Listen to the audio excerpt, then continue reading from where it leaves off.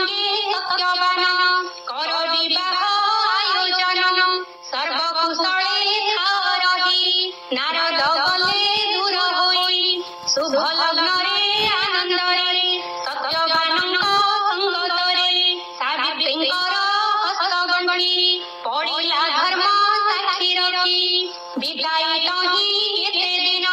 सावित्री संगे सत्यवान गुरुजनଙ୍କୁ प्रणामिले वन पथरे चली गले सासु ससुर सेवा करी स्वामी संगते श्री कुमारी आनंदे दिन बिताए